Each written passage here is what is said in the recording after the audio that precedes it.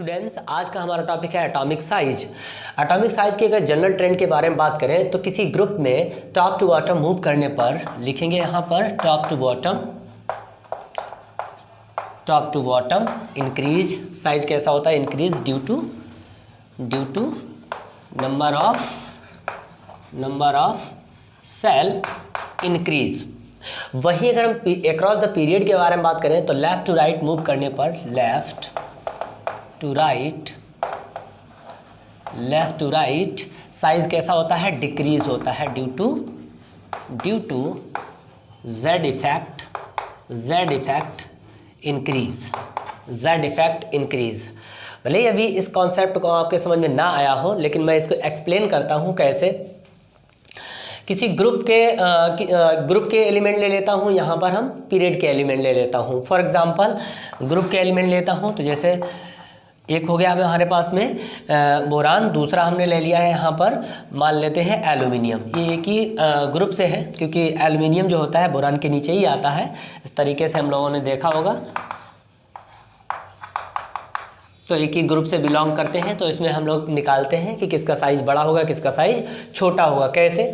सबसे पहले इसका एटॉमिक नंबर देखते हैं। इसका एटॉमिक नंबर 5 होता है, इसका एटॉमिक नंबर 13 होता है। बोरबरी स्कीम के अकॉर्डिंग और अफवाह प्रिंसिपल के अकॉर्डिंग इन दोनों का हम लोग इलेक्ट्रॉनिक कॉन्फ़िगरेशन कर लेते हैं। तो कॉन्फ़िगरेशन क्या रहता है? 1s2 2s2 और 2p1। इसका देख लेते हैं 1s2 2s2 2p6 और 3s1। 10 यहाँ पर इसको कंप्लीट कर लो। अभी हमारे पास में इलेक्ट्रॉन है 10, यहाँ पर 13 है, यहाँ पर 10 है, तो हम लोग क्या करेंगे 12 और 1 13 इस तरीके से।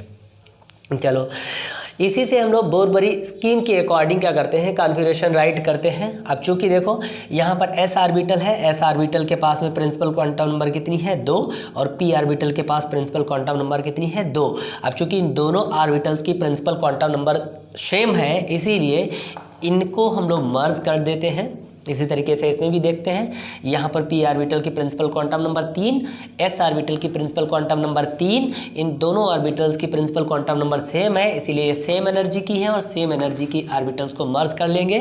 इस तरीके से ऐसे मर्ज कर लेंगे। फिर उसके बाद में इनके इलेक्ट्रॉन्स को ऐड करके लिख देंगे।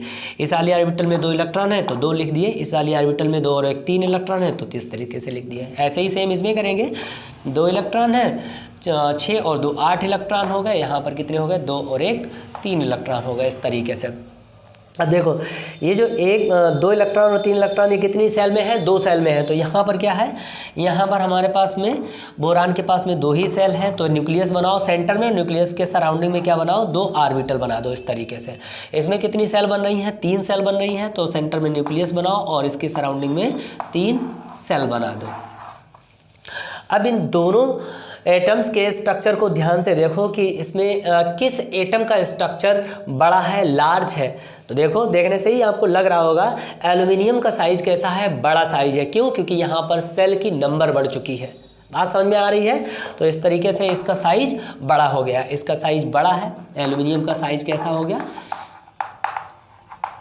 इंक्रीज साइज हो गया, बढ़ गया साइज। तो इससे हमें ये पता चलता है कि टेबल में किसी भी ग्रुप में टॉप टू बॉटम आने पर साइज हमेशा बढ़ता जाता है। क्यों? क्योंकि सेल की नंबर बढ़ती जाती है। वहीं अगर हम पीरियड में लेफ़्ट टू राइट जाते हैं तो साइज डिक्रीज होता है, क्योंकि जेड इफेक्ट इंक्रीज होता है। इसको भी समझते हैं। जैसे मान लो हमने एक तो बोरान ले लिया, दूसरा कार्बन ले लिया। अब ये दोनों जो है एक ही पीरियड से बिलोंग करते हैं, इसका 5 होता है, इसका 6 होता है। इसको ही उसी तरीके से बना लेते हैं 2,3 और यहाँ पर होता है 2,4 इस तरीके से होता है। अच्छा, इसको हम लोग अफवाह प्रिंसिपल के अकॉर्डिंग भी लिख लेते हैं। कैसे? 1s2 2s2 और 2p2 इस तरीके से। यहाँ पर देखो, ये जो 3 यहाँ पर ये 2 नंबर है, यहाँ पर भी 2 नंबर है, सेम नंबर है। सेम नंबर से हम लोग आइडेंटिफाई कर नहीं पाएंगे कि किसका साइज़ बड़ा है, किसका साइज़ छोटा है, क्योंकि किसी को कंपेयर हम वहाँ पर करते हैं जहाँ पर हमें 2 पार्ट डिफरेंट मिले। तो इसके पास में आउटर इलेक्ट्रॉन 3 है, इसके पास में आउटर इलेक्ट्रॉन 4 है। और हम लोग ये भी जानते हैं कि electron will be equal to the number of protons. किसी भी एटम में जितने इलेक्ट्रॉन होते हैं उतने ही प्रोटॉन होते हैं। दूसरी बात, किसी भी एटम में इलेक्ट्रॉन घट या बढ़ सकते हैं जबकि प्रोटॉन्स की नंबर सेम रहती है। तो यहाँ पर हमारे पास में हमने मान लिया है कि इसके पास में 3 प्रोटॉन है और इसके पास में 4 प्रोटॉन है। तो इसके पास एक न्यूक्लियस होगा और इसके बाद 2 ऑर्बिटल हैं। इस तरीके से 2 ऑर्बिटल बना दी। यहाँ पर एक न्यूक्लियस है और इसके सराउंडिंग में 1 और 2 ऑर्बिटल हैं। तो अगर हम साइज देखें तो वैसे तो साइज हमको सेम दिखाई दे रहा है, लेकिन हम लोग किससे निकालेंगे, हम लोग चेक करेंगे यहाँ पर न्यूक्लियस की पावर से। देखो यहाँ पर 3 प्रोटॉन है, यहाँ पर 4 प्रोटॉन है। तो न्यूक्लियस के पास एक पावर होती है। कौन सी पावर होती है? न्यूक्लियस के पास पावर होती है आउटर सेल के इलेक्ट्रॉन्स को अपनी तरफ पुल करने की, अपनी तरफ खींचने की। जैसे हमारे पास में ये वाली ऑर्बिटल है, ये बाहरी कक्षा है, आउटर ऑर्बिटल है, आउटर सेल है, इसमें प्रेजेंट इलेक्ट्रॉन है। तो ये न्यूक्लियस क्या करता है, इन इलेक्ट्रॉन्स को अपनी तरफ अट्रैक्ट करता है। सिमिलरली यहाँ पर भी ये न्यूक्लियस आउटर सेल में उपस्थित इलेक्ट्रॉन्स को अपनी तरफ खींचेगा, अट्रैक्ट करेगा। तो इसके पास जो होती है पावर होती है, उस पावर को जेड इफेक्ट नाम दिया जाता है। इसको इफेक्टिव न्यूक्लियर चार्ज भी कह सकते हैं, जेड इफेक्ट नाम दिया जाता है। तो अब जेड इफेक्ट की पावर मतलब अट्रैक्शन पावर ऑफ न्यूक्लियस किसकी सर्वाधिक होगी, ये डिपेंड करता है प्रोटॉन्स की नंबर पर। इन दोनों में जिसमें प्रोटॉन्स की नंबर सर्वाधिक होगी, न्यूक्लियस की अट्रैक्शन पावर उतनी ही होगी। तो मैं यहाँ पर आपको शो कराता हूँ, एक ऑर्डर लिख लेना, सब लोग नीचे लिखना है आपको। और attraction power of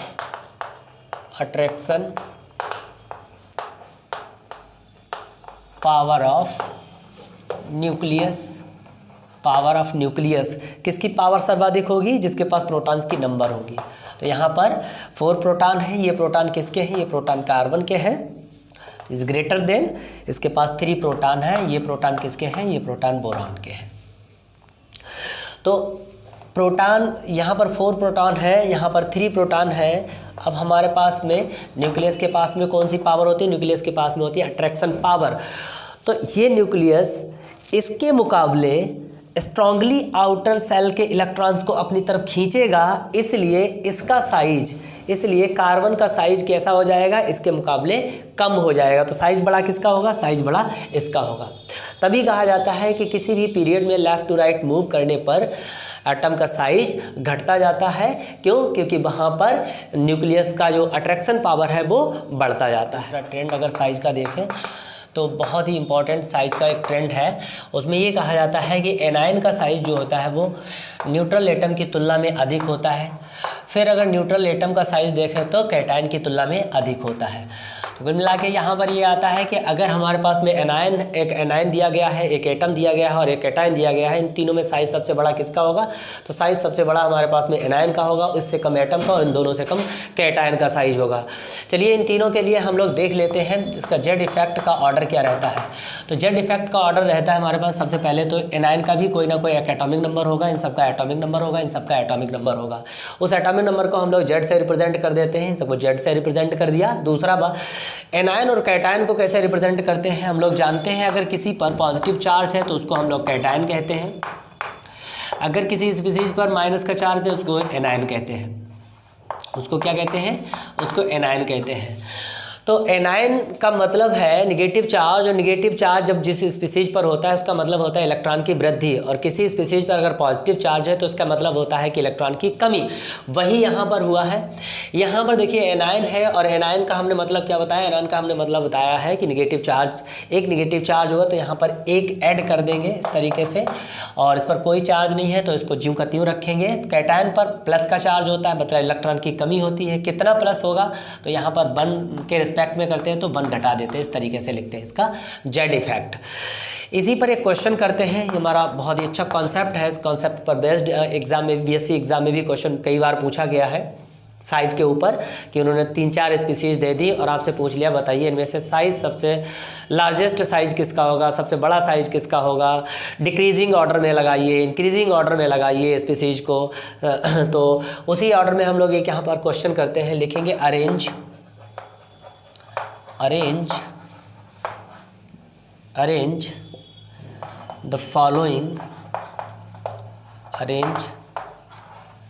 the following species following species in decreasing order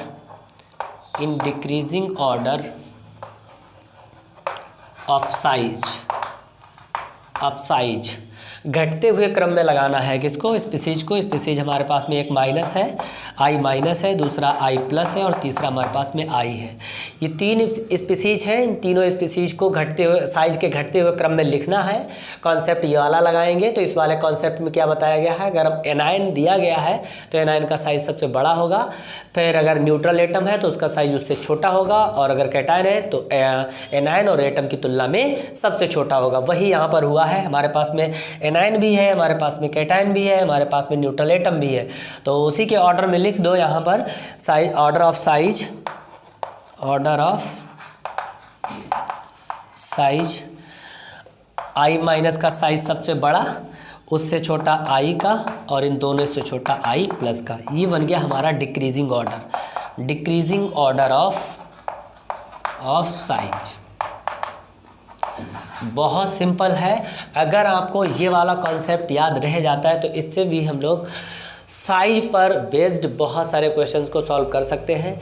चलिए इसके आगे बढ़ते हैं। इसके आगे हमारे पास में एक और कॉन्सेप्ट है, वो कॉन्सेप्ट होता है आइसो इलेक्ट्रॉनिक स्पीसीज के लिए। चलिए लिख लेते हैं। साइज से रिलेटेड हमारा तीसरा ट्रेंड है, तीसरा कॉन्सेप्ट है। तीसरा कॉन्सेप्ट कौन सा है, आप लोग हमारे साथ में लिख लीजिएगा। Greater the value of E upon Z, then greater the size of isoelectronic species,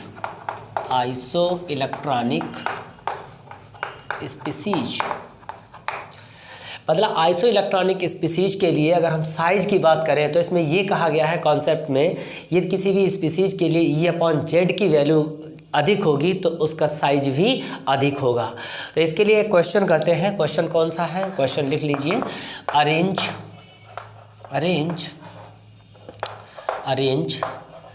the size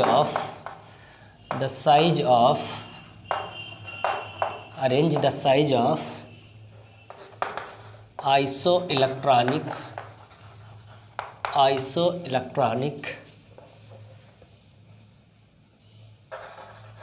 species in decreasing order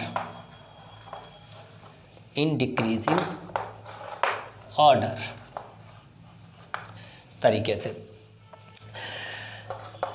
iso electronic species में कुछ स्पीसीज हैं, I-3, O-2, F-N + Mg+2, Al+3, ये हमारे पास में आइसो इलेक्ट्रॉनिक स्पीसीज है। तो सबसे पहले तो आइसो इलेक्ट्रॉनिक स्पीसीज क्या होती हैं उसको डिफाइन कर लेते हैं। तो ऐसी स्पीसीज जिनमें इलेक्ट्रॉन्स की नंबर सेम होती है उन्हें आइसो इलेक्ट्रॉनिक स्पीसीज कहा जाता है।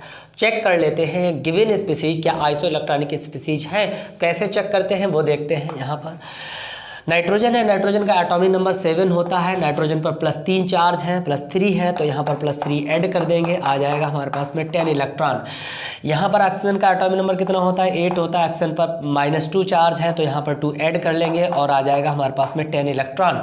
फ्लोरीन का एटॉमिक नंबर 9 होता है, इस पर 1 निगेटिव चार्ज है तो 1 ऐड करके और यहाँ पर लिखेंगे 10 इलेक्ट्रॉन।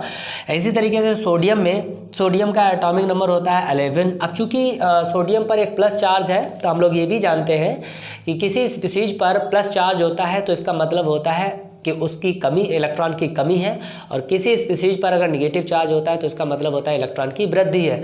चूँकि यहाँ पर एक प्लस चार्ज है इसका मतलब 1 इलेक्ट्रॉन की कमी है। यहाँ पर हम लोग घटा के लिखेंगे, 11 में से 1 घटाएंगे कितना आ जाएगा, 10 इलेक्ट्रॉन आ जाएगा। सिमिलरली मैग्नीशियम का एटॉमिक नंबर 12 होता है, यहाँ पर 2 प्लस चार्ज है तो 2 घटा देंगे, आ जाएगा 10 इलेक्ट्रॉन। एल्युमिनियम का एटॉमिक नंबर 13 होता है, इस पर +3 चार्ज है तो 3 घटा देंगे, आ जाएगा 10 इलेक्ट्रॉन। अब सारी स्पीसीज में हम लोगों ने क्या देखा, हम लोगों ने देखा कि सारी स्पीसीज में 10 इलेक्ट्रॉन आ रहे हैं। इसका मतलब ये हुआ है सारी स्पीसीज कैसी हैं, आइसो इलेक्ट्रॉनिक स्पीसीज है। तो आइसो इलेक्ट्रॉनिक स्पीसीज का 2 तरीके से हम लोग साइज निकाल सकते हैं। एक तो ये वाला कॉन्सेप्ट लगाएं E/Z, उसके अकॉर्डिंग साइज पता कर सकते हैं। दूसरा कॉन्सेप्ट हम लोगों ने पीछे लिखा था कौन सा, जनरली जनरली साइज का देखा था कि एनायन का साइज सर्वाधिक सबसे बड़ा होता है, फिर उससे छोटा होता है एटम, न्यूट्रल एटम का, और इन दोनों से छोटा होता है कैटायन का। तो सवाल ये है, क्या दी हुई आइसो इलेक्ट्रॉनिक स्पीसीज में न्यूट्रल एटम है? देखो न्यूट्रल एटम नहीं है। इसमें क्या हमारे पास में है? इसमें हमारे पास में एनायनिक स्पीसीज है और कैटायनिक स्पीसीज है। तो इसको तो कट कर दो। यहाँ पर क्या है? एनायनिक स्पीसीज है। हमारे पास में कितनी एनायनिक स्पीसीज है? 3 एनायनिक स्पीसीज हैं और 3 ही कैटायनिक स्पीसीज हैं। तो एनायनिक स्पीसीज को आगे लिख लेंगे O-2 और F- इज ग्रेटर देन, फिर कैटायनिक स्पीसीज Na+, Mg+2 और Al+3। इस तरीके से हम लोगों ने ये तो पहचान लिया कि एनायन का साइज कैटायन की तुलना में तो बड़ा ही होगा, तो वो तो निकाल लिया। अब इन तीनों में हमें पता करना है कि किसका साइज बड़ा होगा। तो 2 कॉन्सेप्ट आप ध्यान रखो, एक तो ये वाला कॉन्सेप्ट और एक ये वाला कॉन्सेप्ट। और इसी में क्या होता है कि कहा जाता है कि जिस एनायन पर निगेटिव चार्ज का परपेंडिकुलर अधिक होगा, मैग्नीट्यूड अधिक होगा, जिस पर नंबर अधिक होगी निगेटिव चार्ज की नंबर अधिक होगी, तो उसका साइज भी बड़ा होगा। नाइट्रोजन पर 3 निगेटिव चार्ज है, ऑक्सीजन पर 2 निगेटिव चार्ज है और फ्लोरीन पर 1 निगेटिव चार्ज है। तो सर्वाधिक निगेटिव चार्ज किस पर है? नाइट्रोजन पर, इसीलिए इसका साइज सबसे अधिक हो जाएगा। तो ऑर्डर क्या रहेगा इसका? ऑर्डर ये रहेगा। सेम यहाँ पर भी वही है। तो इस तरीके से हम लोग एटम का साइज, आइसो इलेक्ट्रॉनिक स्पीसीज का साइज फाइंड आउट कर लेते हैं। अभी हम लोगों ने पीछे देखा था कि 3 मेन कॉन्सेप्ट होते हैं। एक तो जनरल ट्रेंड वाला देख लिया था साइज का, दूसरा हमने देखा था ये वाला, एनायन का साइज बड़ा होता है एटम की तुलना में, और कैटायन का साइज होता है इन दोनों की तुलना में सबसे छोटा होता है। तो आज के लिए इतना ही। Happy love of learning.